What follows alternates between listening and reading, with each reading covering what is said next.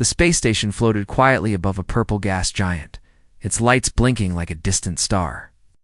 Inside, humans and aliens lived together, working under the Interworld Research Program. It wasn't always peaceful, but it worked. Noel Dren, a young human engineer, stepped off the cargo lift with a small bag over his shoulder. He looked tired. After a long journey from Earth, he was finally assigned his own room. No more crowded bunks. No more machine oil smells. Just a private room. In peace, he walked down corridor 9B, checking the room numbers. His boots clicked softly on the metal floor. Finally, he stopped at room 149. He pressed his palm to the pad in the door, slid open with a quiet hiss. But the room wasn't empty. Inside stood a tall alien woman. Her skin was smooth, silver with soft hints of violet under the lights. Long, black hair reached the middle of her back, tied loosely with a red band. She wore a half-fastened uniform shirt, clearly not designed for her body. It stretched over her chest and barely hung onto her shoulders. But what caught Noel off guard were her eyes. They glowed, literally glowed, like twin plasma cores. The room felt hot, not warm hot. As if a hidden heater had been running all day, the alien woman tilted her head, her gaze sharp and focused. "You must be the human," she said. Her voice was deep, smooth, and had a strange rhythm. She took a step closer, closed her eyes, and sniffed the air. "You smell? Interesting." Noel froze. "Yeah, I think there's been a mistake." "Assign this room through the housing system," he said, holding up his datapad. "I know," she replied calmly. "I requested it." "What?" Before he could say anything else, she turned her back and walked toward the other side of the room. The door closed behind him, trapping them both inside. The station was known for its random roommate pairings. Humans, Zalari, Varan, even insectoid Typesol, were forced to live together under cohabitation agreements. It built peace. It forced understanding. But this felt different. Noel dropped his bag and sat on his assigned bunk. The alien woman sat on hers, legs folded, watching him without blinking. "Are you going to keep staring at me?" he asked.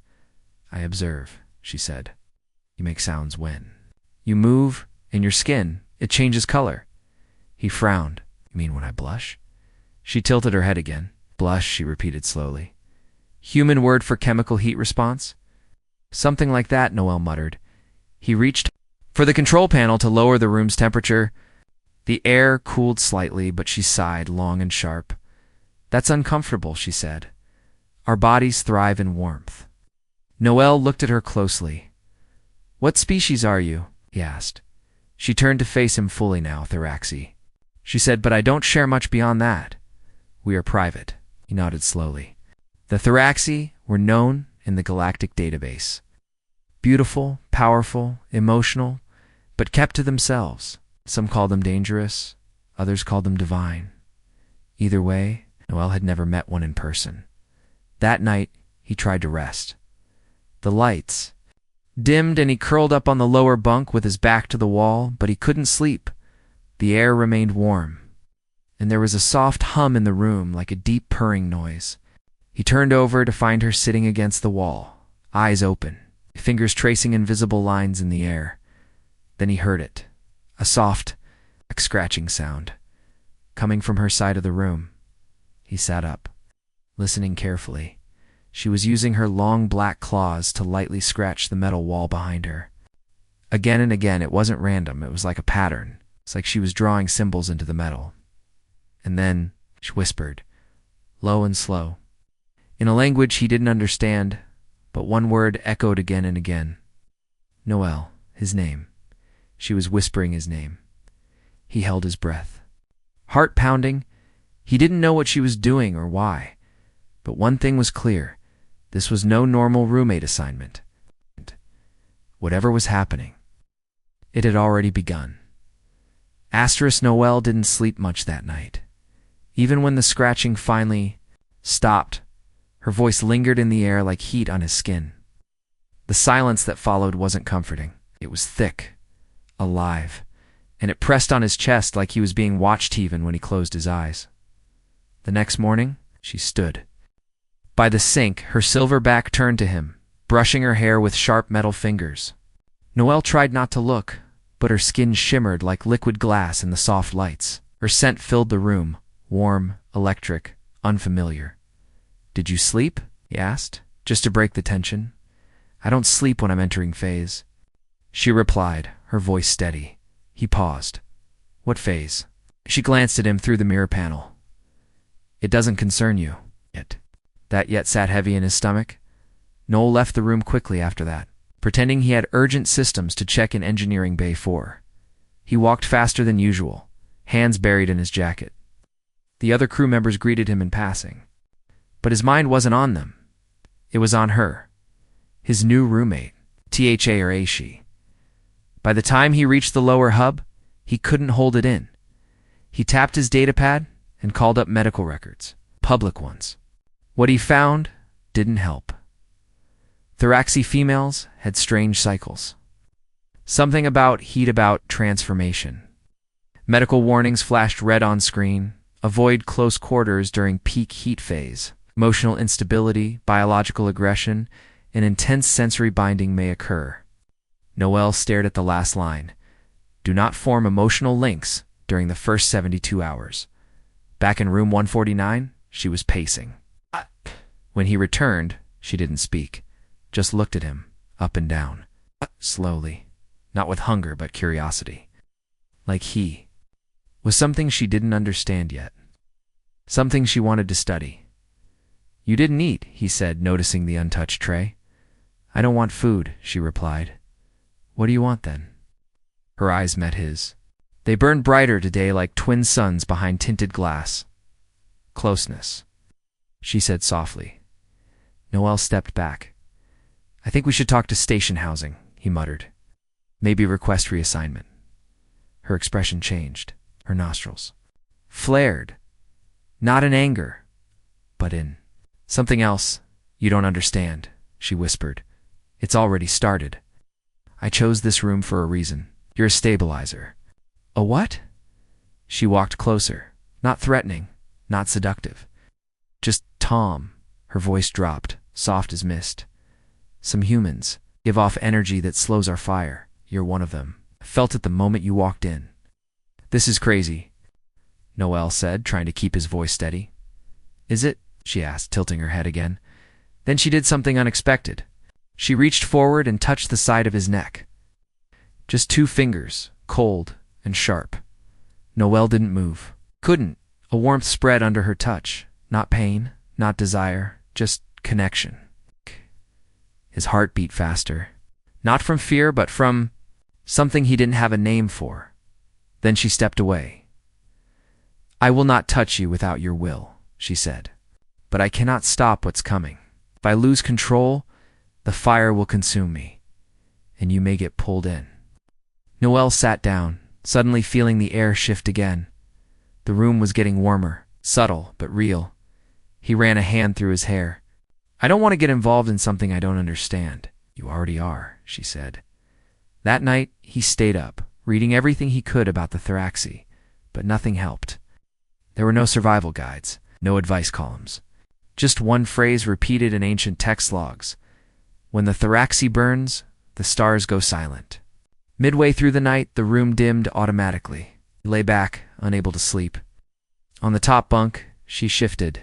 Then came the hum again, soft, deep, a vibration in the walls, and then his name whispered once, then again, a little louder, like it was being pulled from her in a dream. Noelle. She wasn't awake, but her body glowed. Lines of light spread over her skin, like veins of fire under silver. Noelle's breath caught. This wasn't just a heat cycle. It was a transformation. And he was trapped inside it. With her, Noelle couldn't take it anymore. The next morning, he went straight to the station medical center. He didn't sleep, didn't eat, and the heat still clung to his skin like a second layer. Even the cold air of the corridor didn't help. It wasn't just warmth, it was something else, something alive. He waited 30 minutes before a staff nurse saw him. She was human, older, with gray hair and scanning goggles on her face. "You look pale," she said. "I have a thoraxy roommate," Noelle blurted out. She said she's entering some kind of phase. Called me a stabilizer. I have no idea what's happening, but she's changing. The nurse froze. "Room number?" 149. She tapped her datapad and frowned. "You're still assigned there?" He nodded. "You should have been moved the moment she registered symptoms," she muttered. "Let me check weight." She stared at the screen for a long moment, then slowly removed her goggles. "She didn't report it," the nurse said quietly. "What?" "She's in preheat," the nurse explained. "It's rare for thoraxy females to go through it while sharing quarters, especially with humans." "Why not?" "Because it can be fatal to both of you." Noelle's heart dropped. She said, "I calm the fire, that I slow it." The nurse nodded. "That's not unheard of. Some humans emit low-spectrum pheromones that interfere with thoraxy heat cycles. Might be one of those rare types, but being near her right now, it's dangerous. She asked me not to leave." Nurse leaned back and looked at him closely. "Has she touched you?" He hesitated. "Once. Lightly. Just here," he said, pointing to his neck. "Did you feel heat?" "Yes. Not burning. Just warm and strange." The nurse exhaled.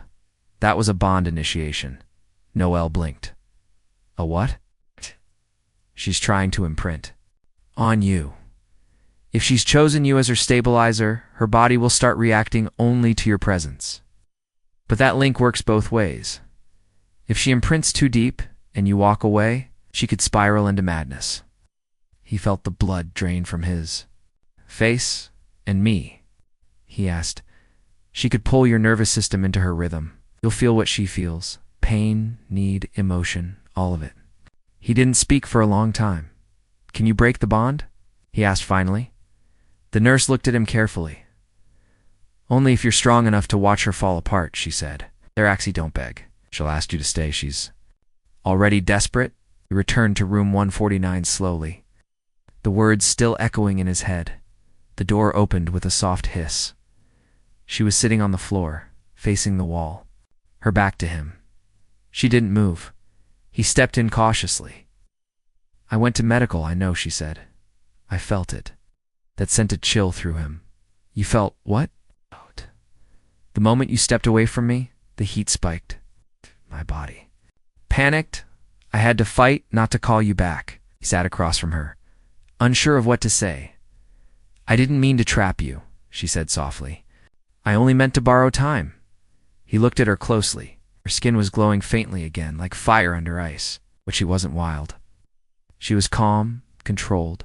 She was fighting something inside. "What happens if the cycle completes?" he asked.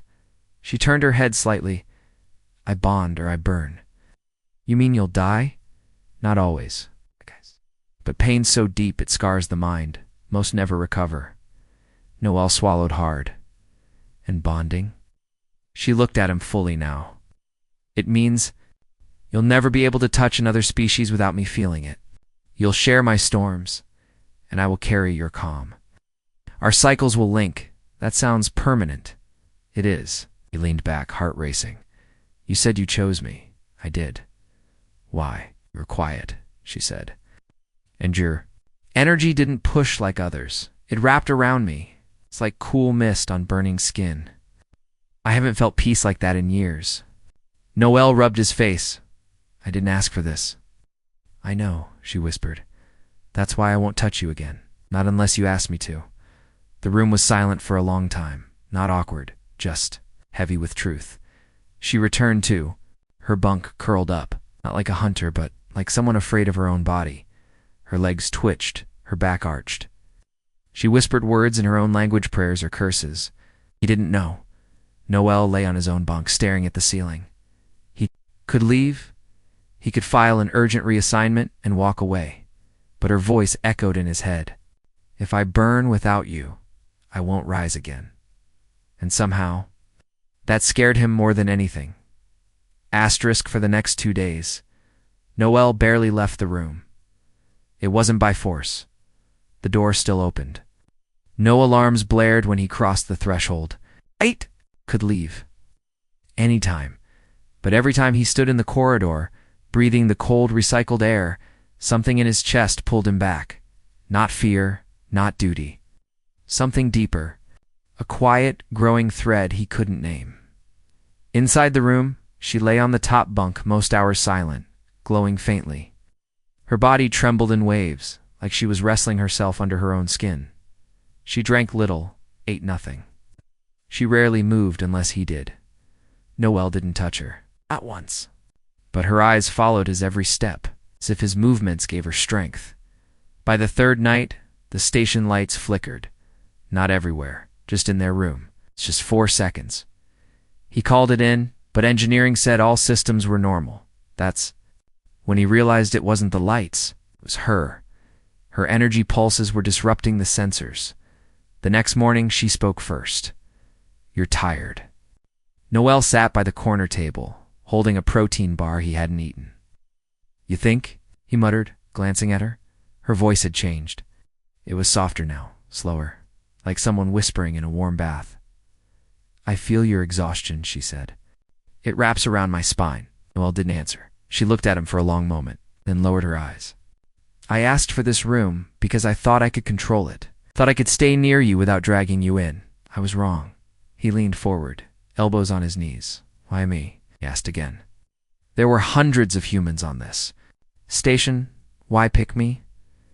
Her glowing eyes met his. "Because the first time I walked past you in the lift corridor, you were humming, alone, with no one watching. And you looked content. We don't know how to do that." "My people." Noel blinked. She continued. "I've trained in fire chambers, stood plasma baths, I've killed in combat simulation. But peace is foreign to me. You wore it like a second skin." That quiet thread in his chest pulled tighter. He stood up and walked to the door. The airlock. Blinked, opened. He took a deep breath. The hallway stretched out cold and empty. He didn't move. Behind him, her voice trembled. "If you step out now, I won't call for you. Not again. The bond will rupture, and the heat will take me whole."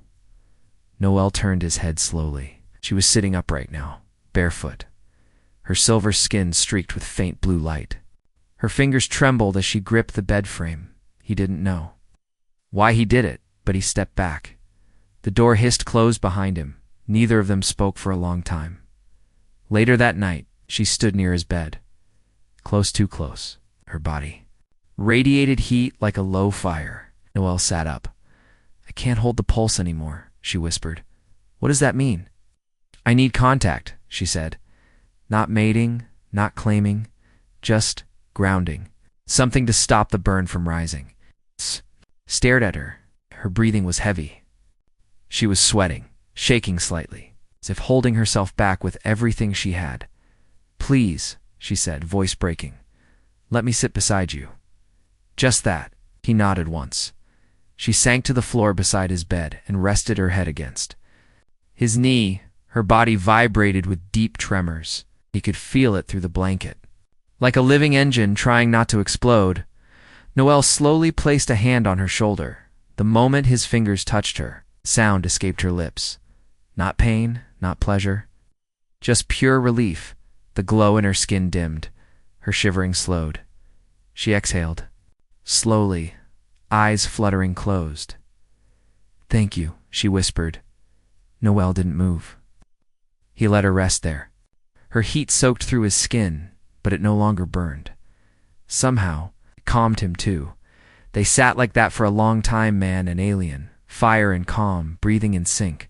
No words, no rules. Just silent understanding, and for the first time, Noel realized he didn't want to leave.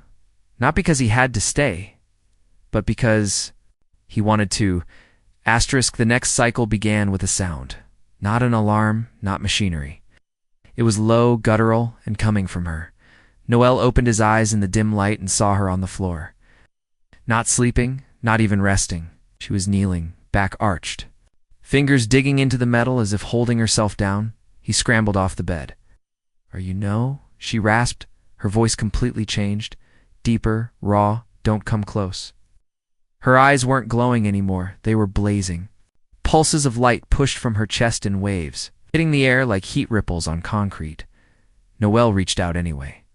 She growled, low and sharp, not at him but at herself.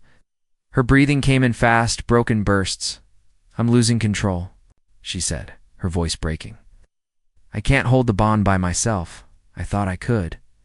I was wrong." Noelle dropped to his knees beside her. The floor beneath her was hot to the touch. Her silver skin had begun to shimmer unnaturally, patches of bright blue light flashing under the surface like lightning behind clouds. "Tell me what to do," he said. She looked at him, desperation breaking through her proud features. "Don't want this. You never asked for this. That doesn't matter now. If I touch you, I take from you it won't be light anymore, it'll be real." Final Noelle hesitated. The room felt like a furnace now, but beneath it, something else burned. Something in his chest. Something that whispered, "She's trying to die." Without dragging you down, he reached out against Lowly Ann, took her hand. She gasped. The light under her skin flickering like a heartbeat. Noelle held tighter. "You're not dying here." Her whole body trembled. "Then I need to bind. Now. Just your presence. Let me take your calm. I'll match my rhythm to yours." "What do I do?" "Just breathe." So he did. He closed his eyes and focused on the rhythm of his lungs. In, out, steady, simple. And he felt it, the pull. Her breath began to sync with his. Slowly, her shaking slowed. The waves of heat stopped crashing and started to roll. Heavy, but steady. She leaned forward, pressing her forehead to his chest. "I've never been this close to peace before," she whispered. "You're safe." Her claws lightly grazed his back, not to hurt, but to anchor herself. Her entire body folded into his, like a flame curling into ash. "Don't speak," she said. "Just stay. Just be." He wrapped his arms around her awkwardly at first. Then tighter as her weight slumped fully into his chest, the bond sealed. Asterisk. Not with light, not with a flash, but with a quiet thrum inside his bones. Like something ancient had taken root in both of them. They stayed like that for hours, maybe more. Time slowed. The station outside their room didn't matter. Nothing did. Later, when she finally spoke again, her voice was soft. "Different. Your scent is inside me now," she said. "Your calm is stitched through my fire." Noelle didn't know what to say. He only nodded. "Your kind," she continued, "lives. So fast, so loud, but you carry silence like a shield." He looked down at her. "Will you be okay now?" "I don't know," she said. "This isn't a fix. It's a bond. I'll crave your presence, even your silence. If you go, the fire may return worse. I'm not going anywhere." Her eyes closed, her lips curved in something between, a smile and surrender. "You don't realize what you've just done," she whispered. "You've made yourself mine." Noelle said nothing, because deep down, something told him he didn't mind. Asterisk, something shifted in room 149 after that night. Noelle and his thoraxy roommate no longer felt like strangers trapped together by chance. The space between them grew quieter, full of meaning, not fear. Her wild energy had softened, though the air was still warm, almost soothing now. She spent long hours on her bunk, but she didn't hide her face anymore. Noelle noticed small changes, and hurt changes that made his heart clench, sometimes with worry, sometimes with something gentler. She started humming to herself, soft, tuneless melodies that seemed to calm her trembling muscles. She watched him work on his datapad, eyes curious instead of desperate. And when he left the room for food or to check on his assignments, he always found her waiting by the door, eyes shining with anticipation. When he returned, he got used to her presence, her strange habits. When she struggled to eat, he would share small pieces of human food, showing her how to chew slowly, even laughing. When she wrinkled her nose at the taste, in return, she showed him thoraxy breathing patterns that made his chest feel lighter. At night, when the glow under her skin flickered faintly, she would sit near his bed, her back against his, both of them staring into the soft lights without saying a word. Their bond grew, silent and unspoken. But the change didn't go unnoticed. Other crew members in the corridor started whispering about room 149. Noelle caught their glances, curious, sometimes fearful. Most humans avoided Thoraxian heat, but here was one, alive, calm, and even smiling, just weeks into her cycle. Some engineers whispered rumors. He's her keeper now, or she's got a human soul anchor. Lucky or cursed? The attention didn't bother Noelle, but it made his roommate nervous. She shrank away from crowds, clung to the walls, and her glow would flare if anyone tried to talk to him for too long. Understood. The bond was a new shape inside her, one that ached and pulled in ways she was still learning. One afternoon, as Noelle was returning with a tray of food, he found the station's chief medic waiting at his door.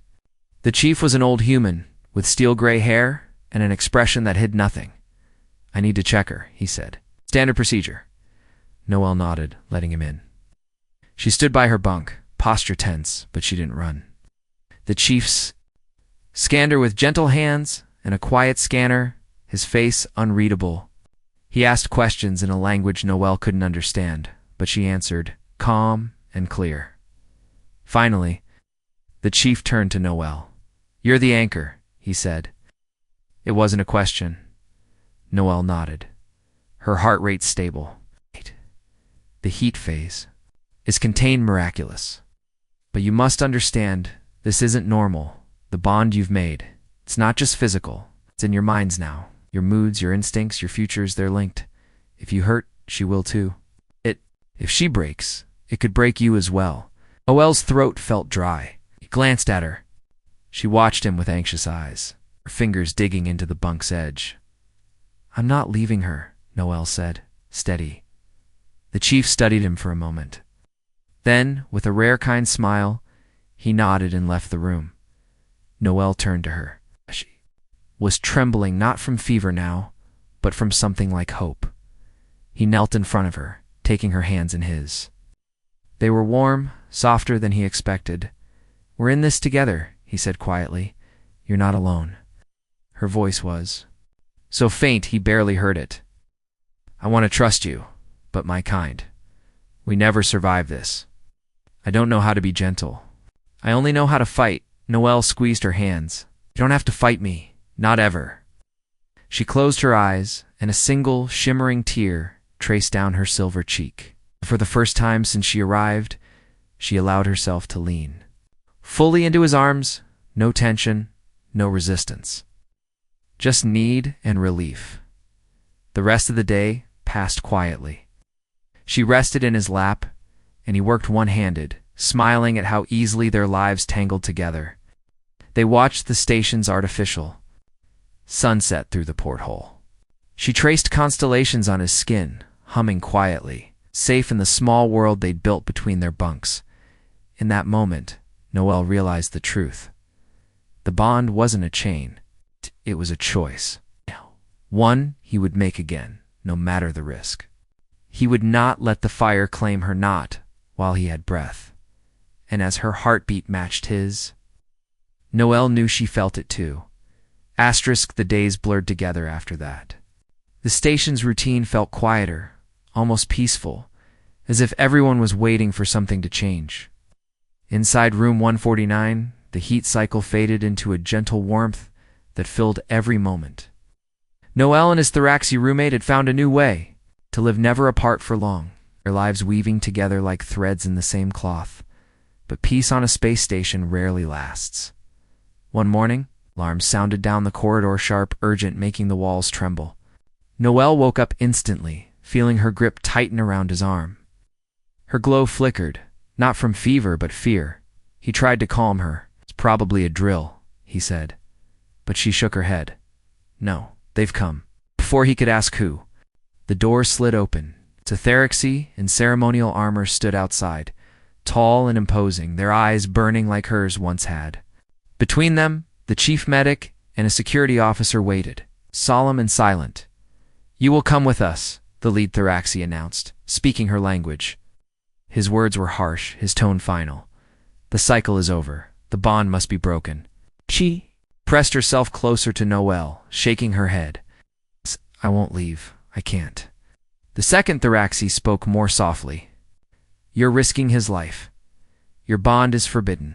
If you remain, he will never be free. Noel stood up, heart pounding, his own fear almost drowned out by the fierce protectiveness inside him. He looked at the chief medic. Is this true?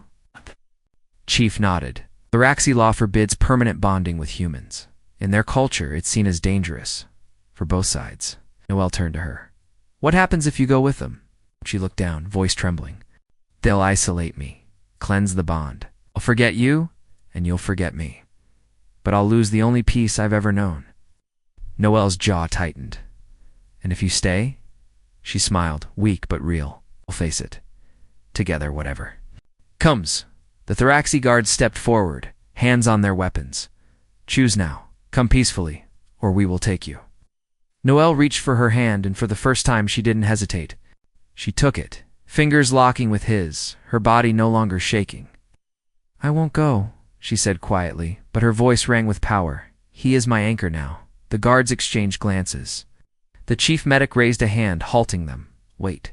He said, let me speak. He faced the guards. You see her fire is stable? You see the human is unharmed? In all our years, have you ever witnessed this? The bond didn't destroy her. It didn't break him. It made them stronger. The Thoraxi hesitated, uncertain. Noelle felt her squeeze, his hand hope shining in her eyes. For the first time, he saw no fear there, the chief continued. Perhaps your laws need to change. Perhaps you should witness what peace looks like when two species find balance, not conflict. After a tense silence, the lead Thoraxi lowered his weapon. You are an exception, he said slowly, but you must leave this place. Bond is not welcome among our people, but neither will we destroy it. Relief washed over them both. Noel packed his few belongings. She gathered her things, almost nothing but a red hairband and a single data crystal. The station staff gathered. To watch them go? Some whispered, some smiled, some simply stared. As they walked through the docking bay, hand in hand, Noelle realized how much he had changed. He wasn't just a quiet engineer anymore. He was a lifeline, her anchor, her peace. She was his. In ways words could never explain, they boarded a small shuttle, the door closing behind them with a soft hiss. She leaned into his side, her warmth settling into his bones. Are you afraid? She whispered. He shook his head. Not with you. Smiled, a real, unguarded smile. Then we'll make our own place. Somewhere no one can break the bond we built. Outside. The stars stretched on forever. Ahead, unknown worlds, way to new risks, new chances. But inside that little shuttle, there was only peace, was in the promise that whatever fires came next, they would face them side by side. Their story wasn't the one either of them expected, but it was theirs. And this time, they chose it together, asterisk.